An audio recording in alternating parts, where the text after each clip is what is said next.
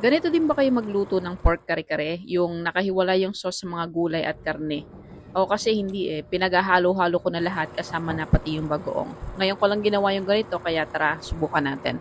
Nagpakulo muna ako ng pork belly na may asin hanggang sa maging malambot. At kapag malambot na ay hahanguin ko na rin siya and then let it rest hanggang sa lumamig bago natin iprito. Pag malamig na ay pwede na tayong magprito. Ingat lang baka matalsikan, masakit yan gaya ng pananakit ko sa'yo. Pag luto na ay hanguin na natin yan dahil magsa-second fry pa tayo para mas malutong lalo na yung pinakabalat niya.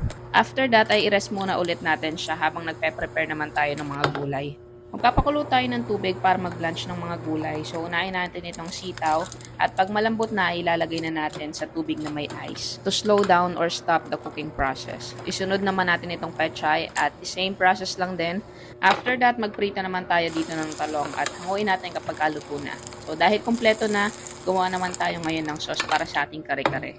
Una ay naglagay lang ako dito ng oil then at chwete seeds for color. So after that, nagsaute na rin ako ng bawang and then add natin yung sibuyas. So pag lumabas na yung mabangong aroma, isunod na natin itong bagoong. Hinalo ko na rito para mamaya ay hindi na tayo magsawsawan ng bagoong. Isunod naman natin dito yung peanut butter, tapos itong dinurog na peanuts. And then add kare-kare mix from Mamasitas. Tapos ilagay lang natin yung pork broth. Tapos add pepper and pork cubes and then haluin until mag-thicken yung sauce. And we're now good to go. Ngayon hiwain naman natin yung pinarest nating pork kanina dahil mag-assemble na tayo. Painitin lang natin yung sizzling plate, lagyan ng rice, tapos isunod natin yung sauce. Ilagay na din natin yung mga gulay.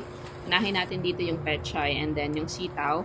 At yung mga talong na rin, and then add natin yung hiniwa nating pork kanina. At ayan, tapos na tayo at ito na yung kinalabasan. Kaya kung gusto nyo ng masarap na ulam panghapunan, ay itry nyo na rin to kasi masarap naman talaga. Babush!